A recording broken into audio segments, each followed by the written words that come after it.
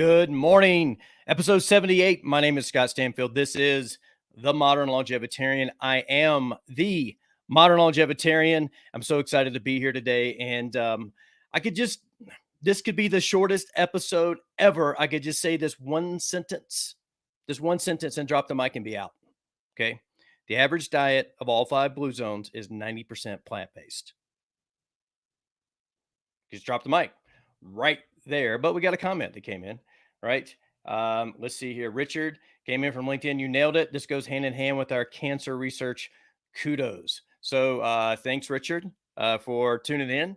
And the thing is that I started down this trail. Most of you may or may not know. You may be a new listener. You don't know my story, but let me tell it to you. About 17 years ago, my this month, right? 17 years ago, my dad got cancer, prostate cancer. He was 55 years old, freaking 55, prostate cancer, chemo, surgery, no prostate. He's surviving today, 72 years old, right? That's how I can do the math of this over, and I keep doing the math. 2 years later, mom, age 55, gets uterine cancer, right? And she has to have a hysterectomy to get rid of her cancer. So yes, cancer is something that is that it can grow in an acidic environment. Now, I didn't do a show on Monday. Why didn't I do a show on Monday? It's because I had this massive sinus headache on my left side. I've been dealing with this headache, thinking that it was the fact that I've been plant-based and losing some weight, and that just naturally falling off of me, which is a blessing, right? And I'm on my way to 9.47% body fat by the time I turn 50, right? So I'm going to single digit body fat. That's where I'm going. But my point is this, right? Is that people don't really pay attention to the alkalinity and the acidic level of their diet. Now, I did do the show, but what did I do, right? Well, I found years ago, and I've used this over and over and over, and I didn't use this in the beginning when I started getting this sinus headache, and I can still hear I'm a little inflamed, but I'm off the charts, feel amazing right now because I've been doing this. And I found this on Dr. McCullough's website, and it has to do with baking soda.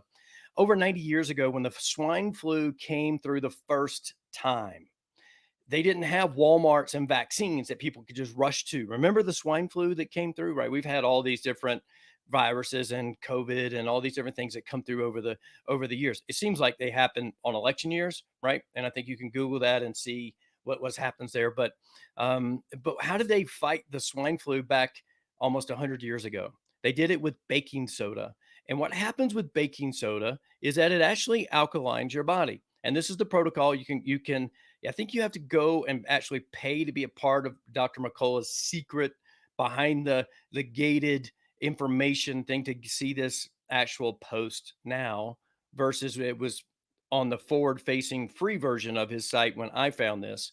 And again, I'm not a doctor. I'm not prescribing anything. These are things that I do that help me, right? So this is for educational and informational purposes only, right? But you can try this if you do your own research and check with your doctor and all those type of things. Baking soda, half a teaspoon in a tall glass of cool water, right? Let it dissolve, let the cloudiness go away. Every 2 hours on day 1, every 4 hours on day 2, and every 6 hours on day 3. In the 6 or 7 years I've been doing this, I have rarely, I think I can count twice that I've had to actually go all the way to day 3 to kick whatever it was that was bothering me in terms of like sinus infection, cold, flu, any of those type of things. Now, what does this do? Now, baking, and I wasn't planning on going to baking soda this early in it, but I wanted to talk about this in correlation to why I didn't do a show on Monday, and then why I feel like off the charts amazing today, right? On this Wednesday, just a couple days later, is because I've been taking baking soda every 2 hours, and today is every 4 hours. And so, and then we'll get into an alkaline diet. We'll talk about, plant-based diets. We'll talk about all the different things that like some of these books that are right behind me here, like the Walls Protocol and Ketotarian, which is a plant-based keto plan from Dr. Will Cole. We talk about all these different things and the importance of, hello, Mr. Spider. That's a baby spider. Hello. I'm gonna let you just walk around my paper there. All right. Anyway, sorry. Anyway, so here we go. Here, let's move you over here. You're distracting me. Right? There we go. All right. No, you're still there. Anyway, so what happens is that it super alkalines your body. And so what happens is if you look at the science, viruses, viruses are important right now. Bacteria and cancer can't live in an alkaline, a super alkaline environment for long. Now, what is the science behind alkalinity? Your blood, our blood, every human's blood has to stay within this range of 7.35 to 7.45. Now, you can move alkalinity in your body, not your blood. Your blood's going to maintain that. If your blood moves out of that, things get really nasty really quickly, right? You're either super alkaline or you're super acidic. And this is the pH balance. By the way, the pH balance scale, for those you never heard of it, is a 0 to 14. 7's neutral. You can buy alkaline water that is like 8.1, 8.4, 9.1. You can drink this alkalining water that may be from Iceland or from a factory in Las Vegas. Could be all these different places that you can get it that supposedly help you, solve this problem of being too acidic. Now, what happens is, what if your body is in an environment where you're more acidic, but your body has to maintain alkalinity? Well, alkalinity comes from minerals, right? One of them being sodium bicarbonate. Like if you look at what's in smart water, right? Smart water has sodium bicarbonate in it, and a lot of these alkaline waters have sodium bicarbonate, which is baking soda. And you can buy a box of Arm& Hammer baking soda from Walmart for 82 cents a pound of it. 82 cents a pound. You can buy a 4-pound box for like $2.92. Now, you want to get the good quality stuff because supposedly the low quality has aluminum in it, which is really bad for you. So I do splurge and buy the higher, like let's see, what is it? Bob's Red Mill version from Whole Foods. That's like $2 for it, right? It's not a super expensive thing, right? That's why we don't hear about it. Pharmaceutical companies can't really make a bunch of money off of this, right? So you don't really hear about it, but it's super important. Now, other people get, into an alkaline state, but through diet, right? And then we can talk about that in a few minutes. But baking soda. So what happens is you can take this every 2, 4, 6 hours, depending on what day you are in this protocol. Again, on Dr. McCullough's website, McCullough.com. And you can just search that, Google that swine flu baking soda and see what pops up, right? You're going to find this. I'm going to give you a lot of things to search today because this is, I could go on for 4 hours about this particular topic. And so you're going to have to, if you're interested in it, you're going to have to do your own research. And my hands are moving like 47 miles an hour here. All right. So started taking baking soda. Now, there's other things that happen with baking soda. Do you know that Olympic athletes actually do a thing called soda loading, right? Where they actually load up on baking soda to super alkaline their body so they perform better on their actual day that they are actually performing, right? On whatever it is, track and field or whatever performance it is, right? And they actually did a study, and I read this study on athletes, and I don't remember exactly where it came from, but they had them all these sprinters run a 400 meter. The 400 meter, I guess, is it's a run, not a dash, right? But 400-meter run, right? And they timed them all. Then they loaded them all up on baking soda, and then they had them run again, and they all ran faster times. Now, here's the thing: in the first race, if the person who finished last would have been the only one that loaded up on baking soda, right? If it had been the only one, he would have won that race. That's how much of a difference it made. The person who finished last, if they would have been the only one that loaded up on baking soda, right?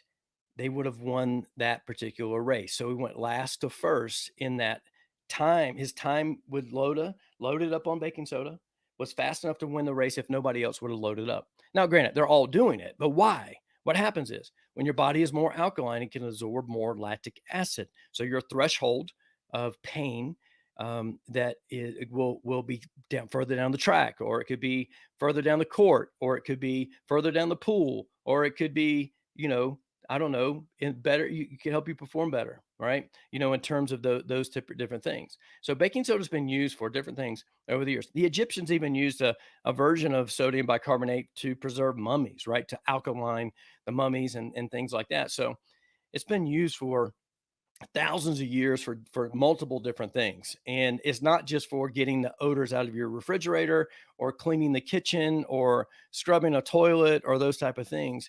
And now here's the thing, right? Your body cannot absorb certain salinity type um, um, uh, fluids like salt water, like from the ocean, right? That's why it would dehydrate you, right? So why salt flushes work to create induce diarrhea, to flush out your colon and your intestines and those type of things, right? That's so what happens is you have to get the right balance with that. That's why it's a very tall glass of water. I use like a 16-ounce glass of water, right? And you can see where I got a little bit left in here. So anyway, with that, so there's so many different things that you can pay attention to when it comes to this, and that's a way you can trick your body into being a high alkaline diet or state of being, right? And it does so many different things. So here's some benefits of an alkaline diet, and we'll get into that, and then I'll just bounce around a little bit. Sharon, thanks for tuning in. Great topic. Glad I did not miss it. And we're going to talk about different diets and how these really go into that. And then I'm going to talk about what happens when you eat foods that are high in they're very high acidic, and I'm even probably going to give up coffee and go back to green tea here for a bit to get my body in a more alkaline state for longer periods of time. And so again, I could have just ended this with one sentence. The average diet of all five blue zones, which are people that has the five areas of the world that have the highest population of people over 100 years old that are 90% plant-based or more, right? The minimum is 90% plant-based in a blue zone. Now, I took a training class when I was a director of food and beverage at a hospital on the Mediterranean diet, and the original Mediterranean diet, they only ate red meat 8 times a year. So when an American says that I'm eating a Mediterranean diet, they're eating an American diet with Mediterranean ingredients, right? Because most Americans eat red meat 8 times a week. Average, how many burgers are eaten? Just Google this. Average number of burgers eaten per week. It's somewhere between 2 to 5 burgers per week. I read years ago when I was at the hospital that the average person went to McDonald's 2.5 times a week. I go zero. That means that somebody's stopping 5 days a week on the way to work to get a McMuffin and a cup of coffee right through the drive-through, right? 5 days a week, right? That's the average, right? And so it's super, super important. Johanna, right? I found a no acid coffee and it makes a difference. I will reach out to you and get the brand name of that. I'm super curious about that because I love coffee. I love my coffee, right? I didn't find coffee until became a restaurant manager, and it was a lifesaver for me. I've had a cup today already. You can probably tell, but I'm been doubling down on other supplements. I've got this organic MSM, and I've been doubling down on that. And my energy level is off the charts. Is another whole thing. So thanks for tuning in and dropping that in there, Johanna. And by the way, she's got the best paleo and the first and only certified organic paleo bread and bakery. It's right here in Utah, and you can pick that up at some Whole Foods. And love her products. And she's been on the show, guest on the show, and so don't remember what episode number, but today's 78. All right. So we're really building towards that. And you know what? I'm probably going to use your product in one of my cooking shows that I keep threatening to have here in the future. And so I'm super excited to have the loaf and the mini loaf. And I've put multiple pictures up on Instagram and on the show that I have that have used her product to make. And my family made French toast for me and a keto version. And then I made an egg sandwich that was super cool as well. So anyway, so here's the benefits of an alkaline diet: promoting weight loss, improving kidney health, preventing cancer, treating and preventing heart disease, improving growth hormone, improving back pain, and preventing osteoporosis. Now, what I was saying about this is about your blood level having to stay in this very tight range, 7.35 to 7.45. Now, what happens is if you're eating a diet that's full of meat, fish, chicken, eggs, dairy, bread, grain-filled breads, and other grain fruits, mushrooms, honey, alcohol beverages, soft drinks. Let's not even talk about soft drinks, tea, coffee, and all preservatives and additives. You're eating a heavy diet that is more than 30% of those things. This is all about balance, right? Your body is having to steal and rob minerals from your bones to actually keep your blood pH balanced in that very tight range. Because if it falls out of that range, you're going to be in the hospital, right? Just point blank, right? It's just you're going to be like, things are going to be, the wheels are going to fall off really fast, right? So it's all about balance. Like even Tom Brady, right? We look at how old this guy is. He's playing a quarterback. He's going to be in the Super Bowl again, not even with, the Patriots and their whole dynasty and all that type of stuff. Eats 80% alkaline diet, right? So so it's really important to understand that if you want to live a longevitarian life, right, that you need to eat more plants and less of and more things that are alkalining and less things that are acidic, right? Because you're in this for the long run. The tortoise is wins the race, slow and steady wins the race, and that's a reason why the tortoise is the image of longevity, right? And so living life as a modern longevitarian, we don't have the boundaries that are put in place in other cultures, like in the Mediterranean or in Okinawa or all those other places that keep us eating a very alkaline diet and live an alkaline lifestyle, right? To drink water that maybe have higher in, you know, higher magnesium and all those type of things, right? It is or sodium bicarbonate or any of those type of things that are calcium that or these minerals that are alkalining. We may not have that natural water because it's taken out of our natural the water that comes out of our kitchen sink, right? Or if you use a reverse osmosis system, it takes everything out and then you don't add the things back in there, right? So there's all these different pieces of the puzzle that are there. Now, who's seen the movie Game Changers on Netflix? I've seen it 3 times. I watched it one time by myself, one time with my wife and daughter, and one time with my son. All in 3 days, I watched this movie, right? And now here's the thing: Game Changers was about how these athletes, from Formula One drivers to MMA to Olympic athletes, switched over to a 100% plant based diet and what difference it made in their performance. Now, and so I want to talk about this for a second because I've seen multiple athletes over my lifetime switch to as they're older switch to a plant-based diet. Now, there's one thing that has never come up, and this is a question I've asked myself, is that did you need a foundation of some meat in your diet to get to the point to where you could perform at a certain level, and then you could switch over to a vegan diet, right, and perform better as you aged, right? Because that seems to be the model, right? That they've done. Now, very few people have been vegan from day one, right? So we can't really track that. There are some bodybuilders that I've seen that have been vegan from day one and things like that. But most people switch to a plant based or vegan diet later in their actual career, and it makes great benefits there.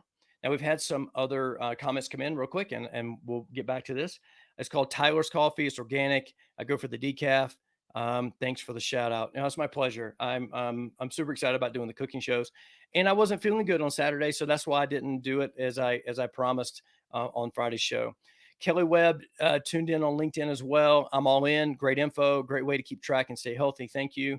And we'll look for Tyler's Coffee too. So yes, I'm going to check it out. And I don't know if it's sold in any stores locally here in Park City, but Natural Grocers. And so I'll check it when next time I'm in Heber City at the Natural Grocers and pick that up. And because I'm getting low on coffee, right? I've been buying my coffee, my organic coffee from Costco, but I will check that out for sure.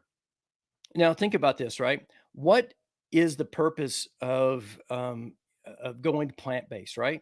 Plant based takes out these acid producing foods, right? So meat, fish, chicken, eggs, dairy, breads, which you still can have breads, right? Grain based foods, but you get, it takes out honey. Most, may take out alcoholic beverages, soft drinks. I'll just hit an asterisk right here on soft drinks, right here. I read when I was doing all my research on alkalinity and all those things, that if you drink one soda, one takes 32 glasses of water to get to where your pH is back to balanced at 7, right? So, how many of you, if you're drinking 8 glasses of water a day, are drinking a soda and going 4 days and having another soda? Diet or regular, it doesn't matter, right? How many of you going 4 days between one soda? I am. I've gone 10 years without a soda, right? And so it's another whole thing, right? If you look at this alkalinity acid balance in your body, one soda could throw you out for 4 days if you don't have another one, right? If you have another one in the morning or the next day or whatever, then you're just keeping your body in this acidic space the whole time, no matter what diet you're eating, right? The sodas are keeping you acidic, right? So before we do that, we'll just stop soda, right? It's just, or have one once a week, right? Just as a splurge or something like that. Um, so if you want to go look at athletes that have switched over to be in vegan, you can just Google vegan athletes and you'll get this whole stream of like good looking people across the top of your page that are athletes that are there that are doing that, right? And so it's funny. It's funny that on this list, sugar's not on this list that I actually copied because soda is poison, Kelly. But when I was actually doing the research, I was looking through these tables and where foods were on this alkalinity scale, and one of them said number 32 poison, and I had to go up and reference what number 32 was, and I went up and what it was, and it was sugar, right? And that's one of the reasons why I love the ketogenic diet, because I keep sugar out of my diet, or I keep it very, very low, right? It might be something, if I'm like getting a salad dressing or something, I may have a little bit of it in there, or a barbecue sauce that I'm using on a feast day or something like that. Or if I'm splurging and I have a little bit of ketchup, right, that may be in there. If I didn't buy the paleo ketchup from Primal Kitchen, right, it may have a little bit in there, and then but I just limit how much I have. And so yes, you know, sh- sodas and sugar are considered poison when it comes to this balance between alkalinity and alkalinity and acidic diets. All right, so movie game changers, right? If you look at this, right, and athletes that are switching over to this vegan diet, why is it? Well, there's two reasons, right? They're mimicking what happens when they were doing baking soda as a baking soda loading process to basically get their body into an alkaline state so they can perform better in the moment by their body absorbing more acid, right? If your body's acidic, it can't absorb the acid. And so the lactic acid buildup in your muscles is going to be painful, and it's going to be in a very shorter time. And so their endurance is going to go down. The second thing and the biggest thing is the second thing and the biggest thing is recovery, right?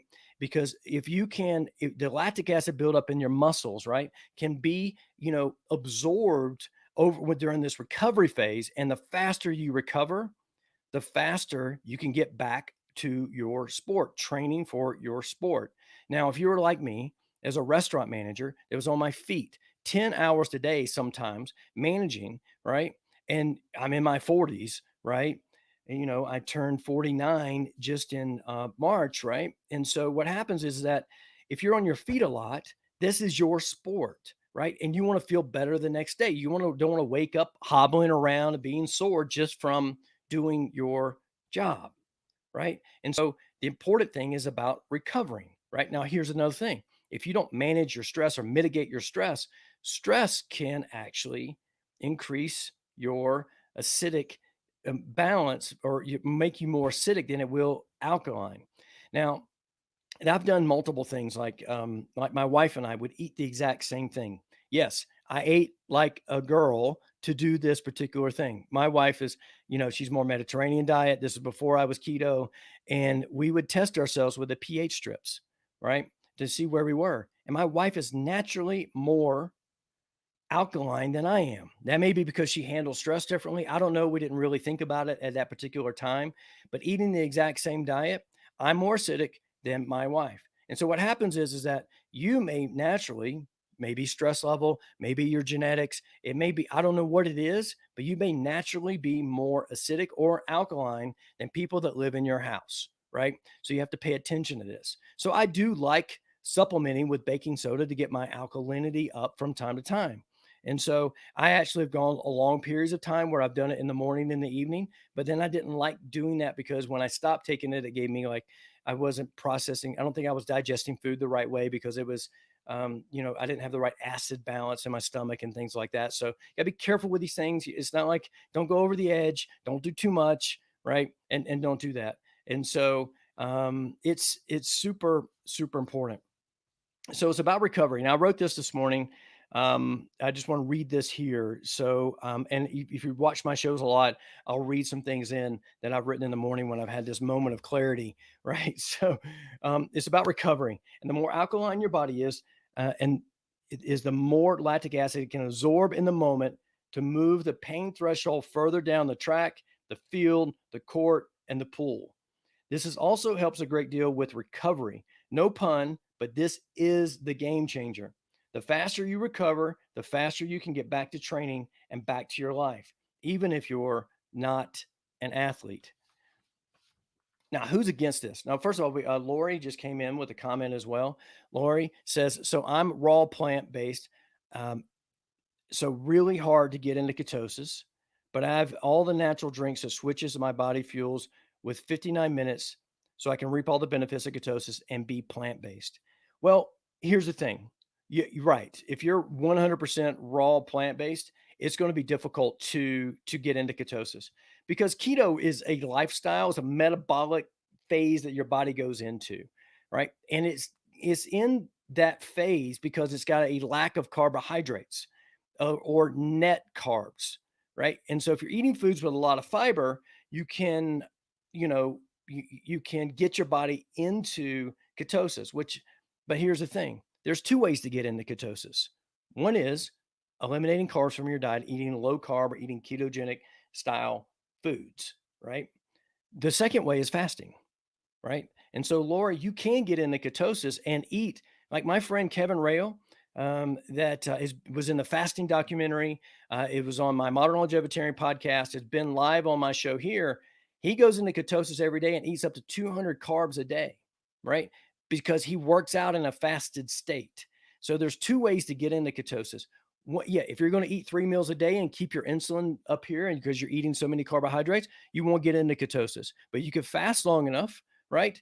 And so you can to get into ketosis, and so you could be metabolically flexible, right? And at the same time, get the benefits and all the micronutrients and all the fiber and the prebiotic fiber and all the things that you polyphenols and all the things you get from a raw plant-based diet or from a plant-based diet at the same time. And so you can wash your body with ketones. They pass the blood-brain barrier, do all that stuff by fasting, right? And then you can eat the diet that you want in a smaller window, right? You can do both, right? And so you can do that.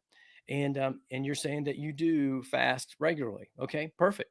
So, and you don't have to do that every day, right? I love fasting. I'm not hungry in the morning. I've had a cup of coffee with a little bit of cream in it today. Yes, I was not 100% plant based today, but I didn't want black coffee this morning, and so that's what I had. And so so those are the ways to do that, right? All right. So the only people against the benefits of alkaline are people who are flying the flag of being a meat eater. They could be paleo. They could be some keto people. Now, you also, if you want to, by the way, let me back up a second, Lori. There's a really cool book by Dr. Will Cole called Ketotarian, and Ketotarian is a plant-based keto plan that you can look into that. And so you can, there's probably some salads in there you can have if you're going to do raw only. But there's some really cool recipes in there as well. And I regularly switch over and do more than 90%, probably 90% plant based. And I stay keto as best as I possibly can. I do that with a combination of always eating low carb. Very rarely eat, carbohydrate foods. I did have some honey over the last week when I was not feeling well. It's hard when you're in pain to like really kind of maintain these, first world, ideas around food and things like that. And then, if I want to cycle out or those type of things. Anyway, people who could be paleo, keto, carnivore. This could be a number of different reasons. And this is why I love free speech. This is why I love opinions. And because we're all have these different genetics, right? And I went over with my wife, and she is naturally more alkaline than me. She also naturally, over time, She eats more vegetables than I have over the years that we've been together. And we've been dating since 1999. We've been together for a while. And so, with that, um, now there are people out there who tout that they're 17 burger patties from In and Out as a post workout meal. And they may be hitting their personal goals. They may be, and they may feel amazing, but what signals are they sending their body in terms of lifespan? I heard recently on Rich Roll, which he's a vegan, plant-based athlete, his podcast. I love his podcast. And he was interviewing David Sinclair, PhD, Harvard researcher, talking about the difference between plant-based diets and meat diets. And because you eat meat all the time, you're sending signals to your body that say times are good. We don't need to protect ourselves, right? But if you go plant-based, you're sending signals to your body that we need to boost up our immune system, that times aren't so good. And so what happens is that when you look at this, what science is telling us about alkalinity, telling us about plant-based diets. You're looking at the benefits of plant-based diets, those type of things. I'm not saying that you have to be 100% plant-based, right?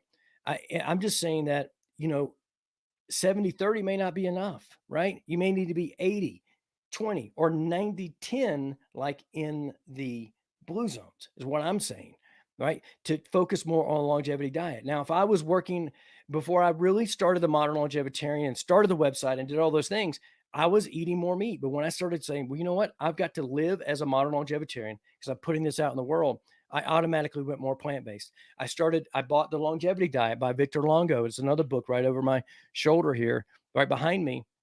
It has the fasting mimicking diet in it, which he says vegan for 5 days and eat fish or eat some meat 2 days a week.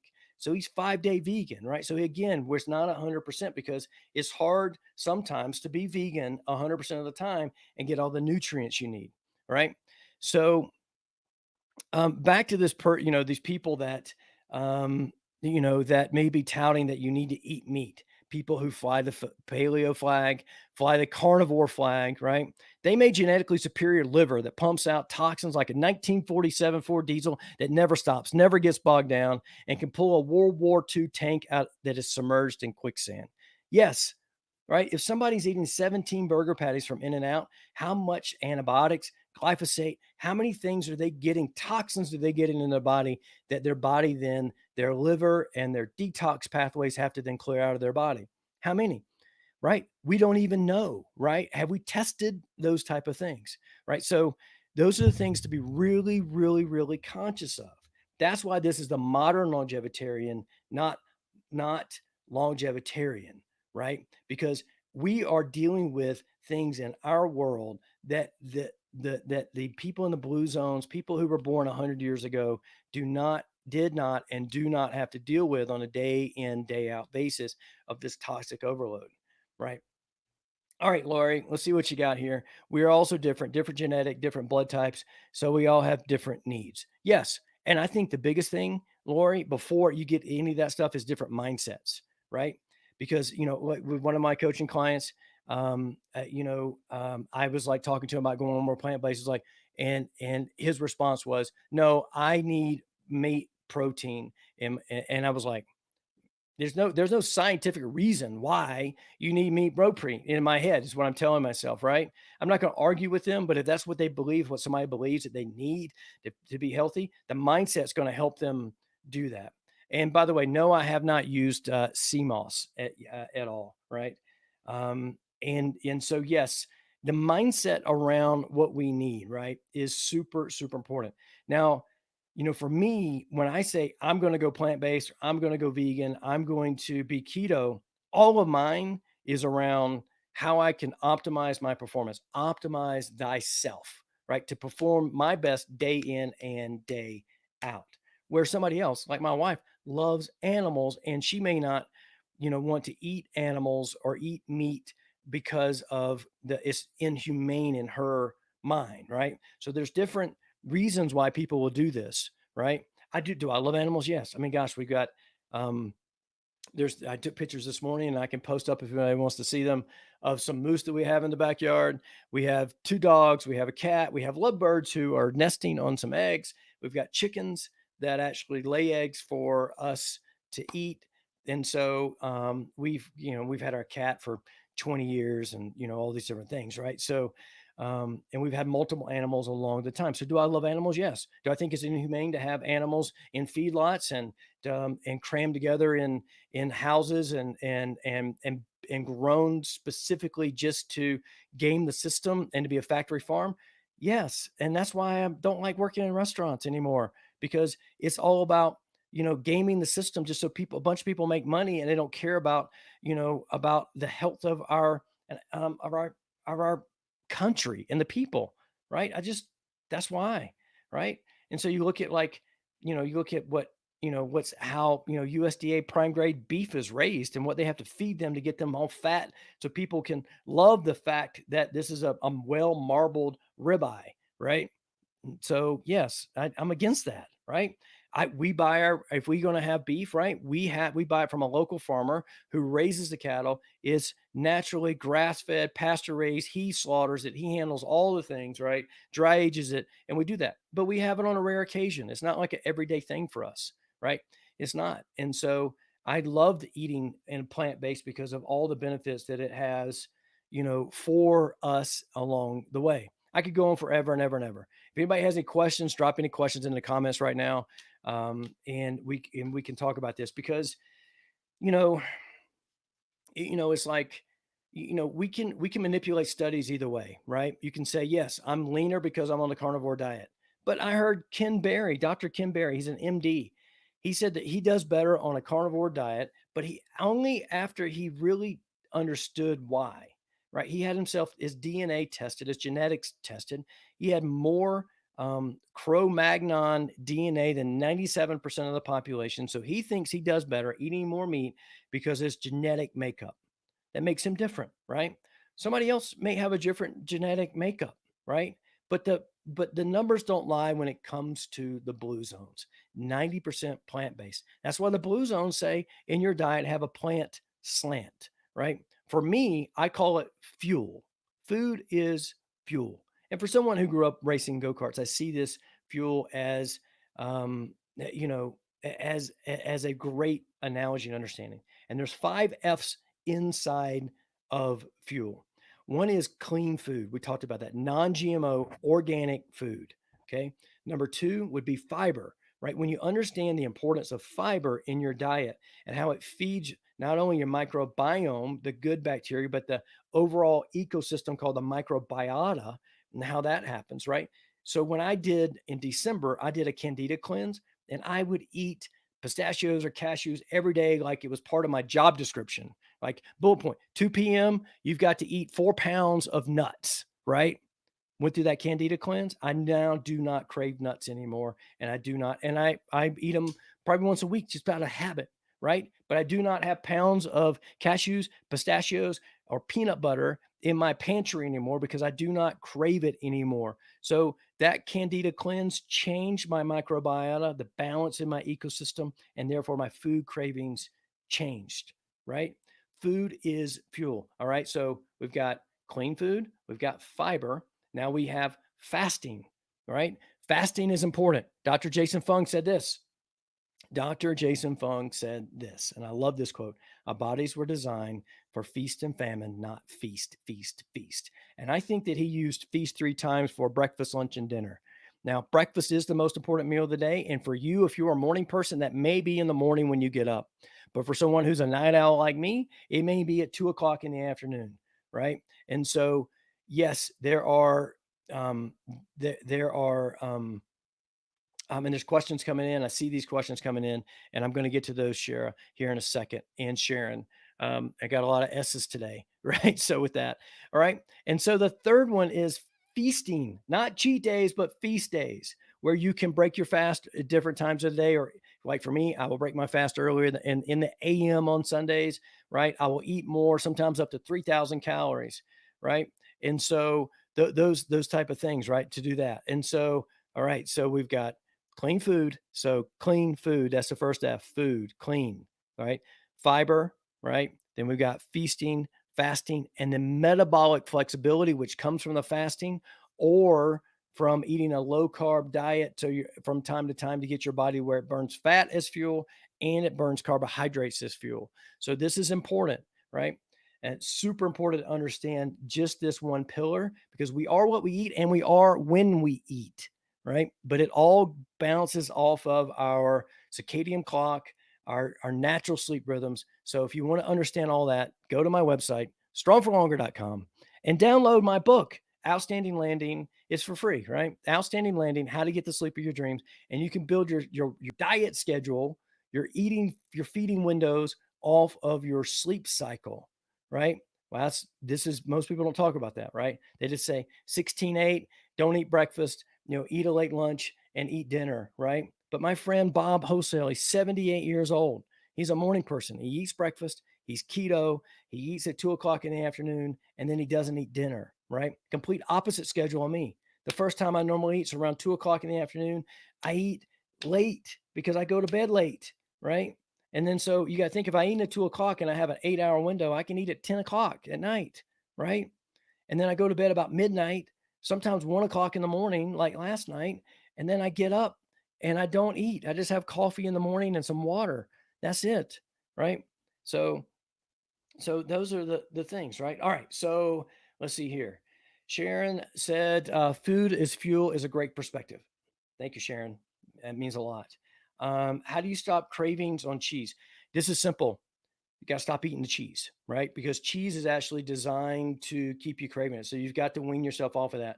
Probably the best way is don't buy it. That's probably the hardest thing to do is when you're in the store is to not if it's not in the house you won't eat it, right? So so once you get a couple days or a week past not having it in the house, then you'll be able to do that. And so that's probably the best way is just don't buy it. And that's the hardest thing. When I was craving nuts, like I was, the hardest thing was to go in the store and not to actually buy them, to have them at home, because I knew if I had a 2 pound bag of pistachios at the house, that they were going to last about a day, day and a half, maybe two if I was lucky. Right? I was going to eat them all. I had to get my daughter to hide them from me. Right? That's the crazy thing. Am I on a vegan keto diet? No, I'm probably on a 95% plant-based keto diet, right? So not 100%. Last night I had a little bit of chicken. Yesterday, my daughter and I breaded some super firm tofu in an egg wash and Parmesan cheese and fried that in some avocado oil because it's good in high heat, right? So, but I also had like 4 cups of leafy, like a mesclun spring mix, 50-50 mix with spinach, with the chicken as well. So am I 100% plant-based? No, but I am from time to time. And I may, like today I had some milk in my coffee, right? That may be the only animal products that I have all day. It was that one, like 2, maybe 3 tablespoons of milk in my coffee. That's it, right? Where you can go and just eat, the plants the rest of the day, maybe mix in some tofu, maybe have a hemp protein, shake or something like that, because hemp is a complete protein or those type of things, right? What's your opinion on the celery cleanse? I don't know so much about celery cleanse. I think cleanses are amazing. I think, and that's just um, um, you're almost down to water fasting, right? When you're doing this, if you're juicing this, you're not getting any fiber. It depends on the quality of the celery. If you're getting, a non-GMO organic, celery, and you're juicing that in a very clean, and you're doing that, I think that it can't do much harm. You're not getting, the complete nutrients that you need. You're basically just fasting. My wife and I did the master cleanse multiple times. I don't do it anymore because I don't do the maple syrup. So if she wants to do the master cleanse, I will then do water fast at the time, or sometimes do a fat fast. I don't know if you know what a fat fast is, but you know, whereas like you eat 90% fat, about 1,000 calories for like 3 or 4 days in a row. But I love water fasting, right? I do. The longest I've gone is 86 hours. Get yourself some activated charcoal in case you get a headache, right? Or any of those type of things that go on when you start water fasting, your body's releasing toxins and doing that. Um, I think that you need to find, share what works for you, right? My wife loves the master cleanse, It works for her. She, the lemonade with maple syrup and cayenne pepper, right? And she loves eating more of a Mediterranean style diet. She does have pasta, she does have bread, she does have those things, and she's able to maintain her weight where keto works better for me. And I'm more binary. I'm like either on or off. That's why I do feast days. I'll add in on my feast days. They're not cheat days, right? I don't go completely off the wagon and start having, quesadillas and pizza and pasta and breads and things like that, unless of course it's a paleo bread like the loaf from Johanna's company here in Utah, right? Those type of things, but I will not have the wheels come completely off the wagon and just and do that. I tested it; it doesn't work for me, right? So, how long is the optimum fasting and fasting intervals, right? Well, Kelly, this is a really cool question.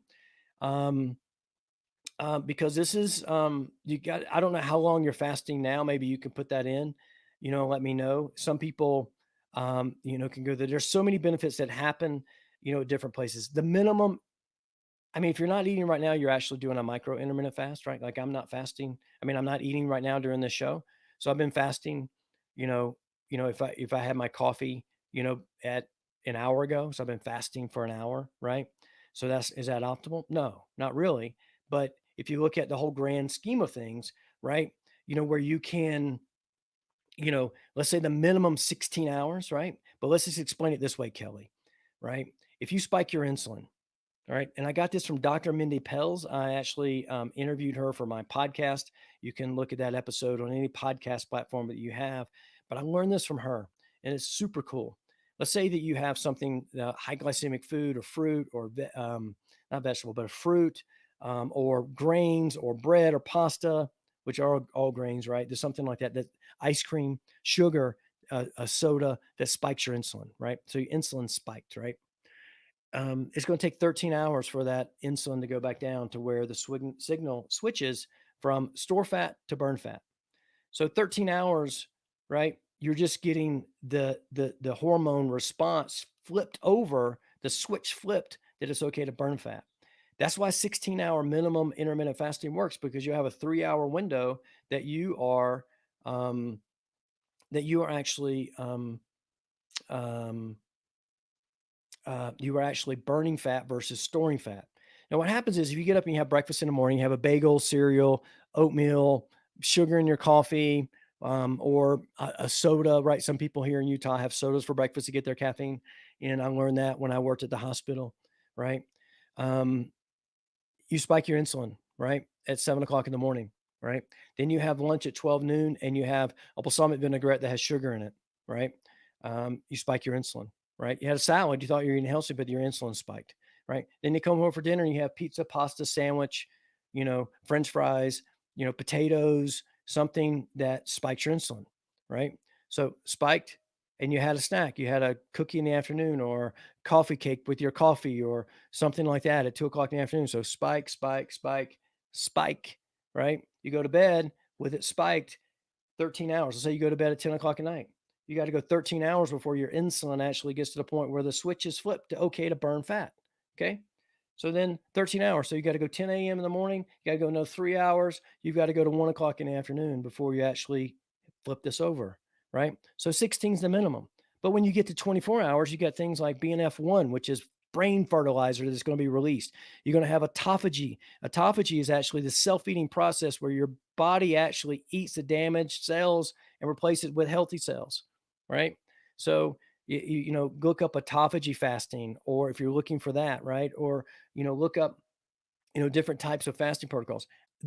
And what happens is you're going to find what works really good for you. When I started intermittent fasting 9 years ago this month, when I lost 40 pounds, starting at age 39, going into age 40, right? Because I turned 40, my birthday's in March, right? So I lost 40 pounds at age 40. I started on that trail at 39, right? I started intermittent fasting and I read the book called The Warrior Diet that had been written like in 4 years prior to that in '08, I believe. And I was doing this in 2012, right? And that particular protocol is a 20-hour underfeeding phase with a 4-hour feeding window. Now, what I've found over time is that 16 hours is too short for me. 20 hours is a little bit too long because I have a tendency to kind of overeat and kind of eat too much. But 18 hours is like perfect. Like on my day in, day out, if I can get 18 hours in, I don't overeat when I start eating and all those different things, right? So you're going to find what works for you, right? For you in the beginning, 16 hours may seem like an eternity, right? Because your body's not adjusting to that. Your body's not flipping over into ketosis. Your body's, struggling and fighting. He's giving you headaches and telling you you're hungry and food cravings and all those things because you programmed your ghrelin, which is the hunger hormone, to be released at certain times of the day, right? And you can reprogram ghrelin as well, right? So this is the thing though. How do you really get into fasting? Listen to your body, right? I don't eat in the morning because I'm not hungry in the morning. I was forced to eat breakfast because it is the most important meal of the day. And I was programmed by my parents and the marketing of all the different Raisin Bran and Kellogg's and all the different oatmeal companies that you had to eat breakfast. Yes, I break my fast at 2 o'clock in the afternoon, right? So find the best time for you and which meal you can go without. And that's the best one. Next subject. Okay. Sharon says, if it's not in the house, you won't eat it. So true. I used to teach folks how to do pantry purges. Yes, my wife used to do that too. It was called Pantry Raider, and people thought that she had Panty Raider on the side of her truck when she was driving down the road. So if it's not in your house, you won't eat it. Now, here's the thing, right? You got to have tremendous amount of will, not willpower, but internal will, because my family still eats pasta, pizza, breads. I buy them breads at the grocery store, all of those things for them. I go to the store, I will buy those things for them. I just don't eat that way. It's just not how I eat. I have taken them to Krispy Kreme donut when we're visiting my family in South Carolina, right?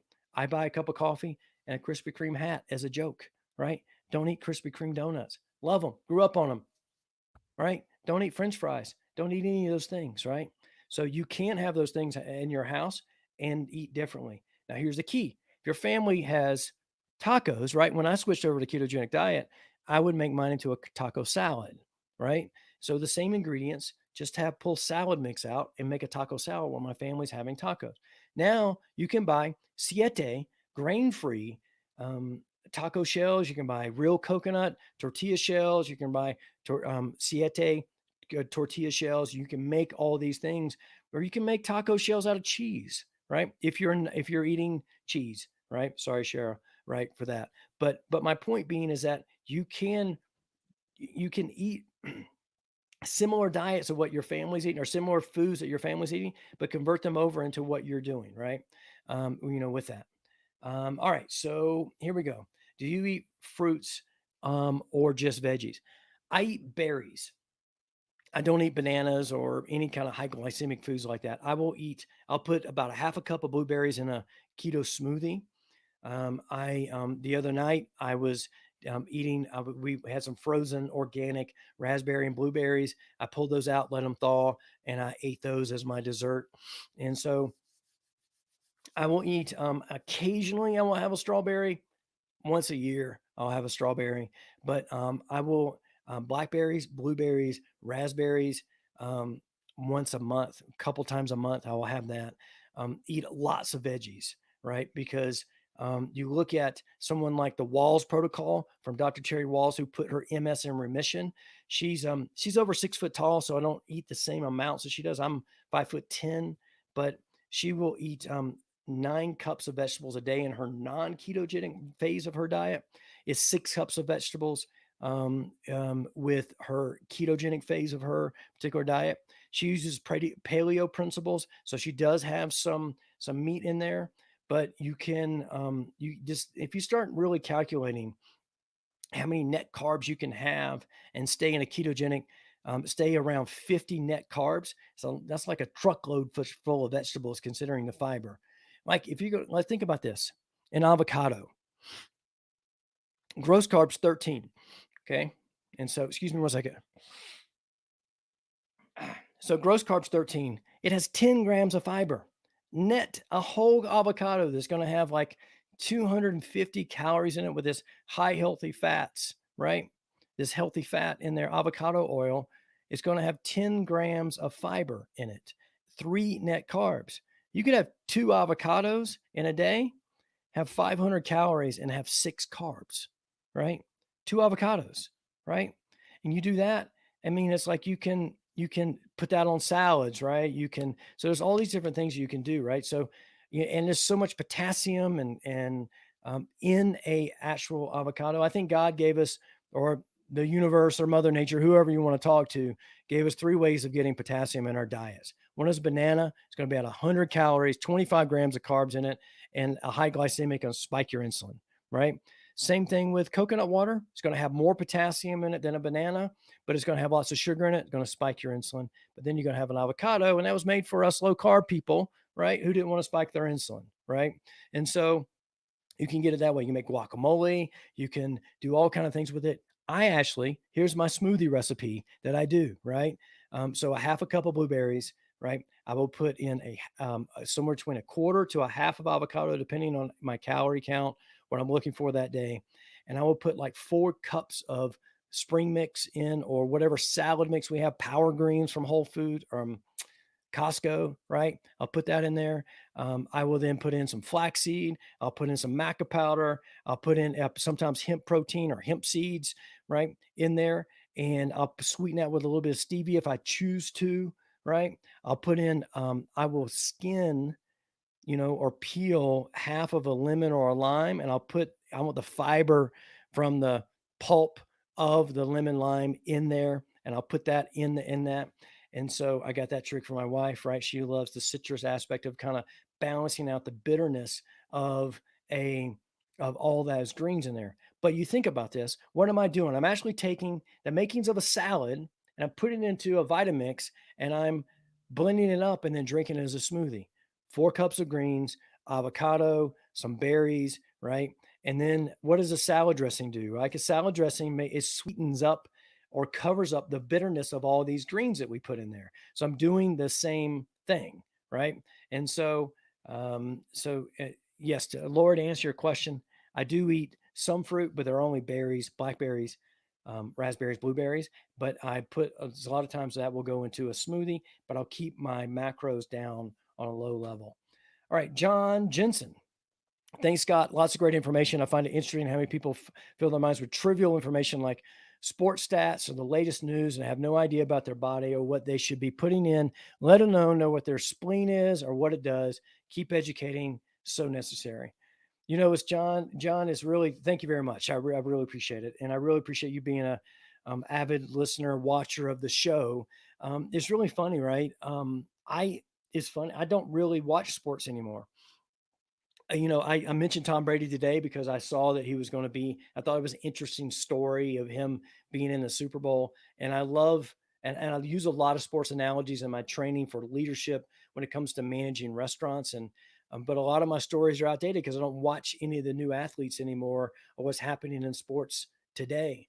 And I talk about Kobe Bryant, but that came from researching his Mamba mentality. It wasn't from watching him as a Laker. And for years, I didn't watch. I still don't watch a lot of sports, right? So my son's calling me. It's dumping snow outside, so I'm going to wrap this up so I can get back with him in a second. And I'm coughing. My mouth is dry. I'm out of water, and I'm at 59 minutes. So it's a perfect time to end this show. My name is Scott Stanfield. I am the Modern Longevitarian. If today's your Friday, I hope you have a wonderful weekend. Send me some private messages. Comment on this episode if you loved it.